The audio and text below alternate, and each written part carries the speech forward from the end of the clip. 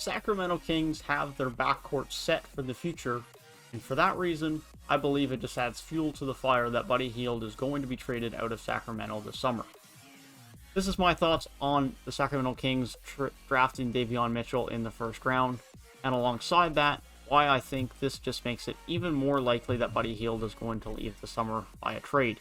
Now, I already firmly believed that Buddy Hield was going to leave via trade this summer anyways, but now that they have added another guard to the team, I think it just makes it even more likely. Now, sure, Davion Mitchell is not a shooting guard.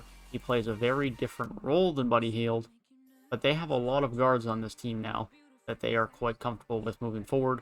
Most specifically, Fox, Tyrese Haliburton, and now, of course, Davion Mitchell. That is their three young guards for the future. They also still have Terrence Davis as a restricted free agent this summer, which the fact that they gave him the qualifying offer to make him a restricted free agent obviously means they have some interest in retaining him, depending on what the price is.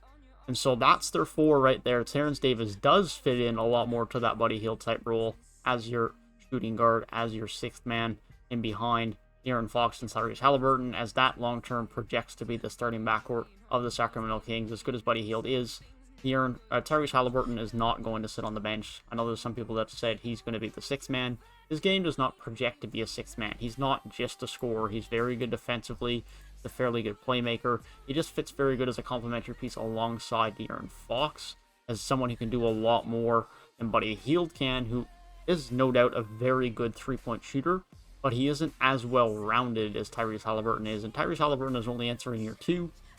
And there's also an interest from the Sacramento Kings to A, fit the timeline a bit better. Buddy Hield is 28, turning 29, and B, gain a little bit more salary cap flexibility. They already have $103 million in committed salary cap for next season. That is without Richaun Holmes being considered, who's probably going to leave because of that, so Sacramento probably aren't going to be able to offer him enough money. They also have Maurice Harkless, Hassan Whiteside, and Terrence Davis, as well as Kyle Guy, all as unrestricted free agents. I think that's a big reason why you're seeing Buddy Hield and Harrison Barnes being involved in trade talks as well. Marvin Bagley has an $11 million contract that'll also probably get dealt as well. It does give them a bit more cap room, but even still, Buddy Hield's salary is definitely a reason why there are some trade talks involving him. So there just isn't really a spot for Buddy Hield. Now, where he goes is a little bit more murky. Now that the Lakers have made their trade with Russell Westbrook, they don't really have the assets that are going to interest the Sacramento Kings in making such a trade, or to be able to match the salaries to make such a trade. But I still wouldn't doubt that Buddy Hield is going to be acquired by some team this summer. The return, I think, is going to be limited purely due to the fact that he does have 3 years left on his contract, 22.5, 20.5, and 18.5 million a year for the next 3 years. And that salary number is going to deter a few teams from giving up a lot of assets. They're going to be able to get something back for him. They'll be able to move off of his salary and really turn this backcourt over to De'Aaron Fox, Tyrese Haliburton, Davion Mitchell, and if they resign him, Terrence Davis. That is the future of the Sacramento Kings. I think it is a very good future in the backcourt. I think Terrence Davis is going to be a many-time All-Star. I think Tyrese Haliburton has the potential to be a very good player in this league. Terrence Davis still has some untapped potential as being a very good offensive scorer.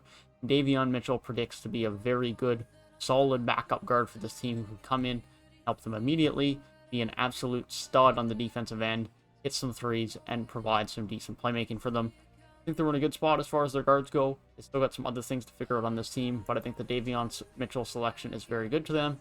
I think it definitely indicates a Buddy Hield trade out of Sacramento this offseason. Well, let me know what you guys think about the selection of Davion Mitchell and what it means for the future of Buddy Hield on the Sacramento Kings. If you guys did enjoy the video, feel free to leave a like down below and subscribe to the channel if you are new.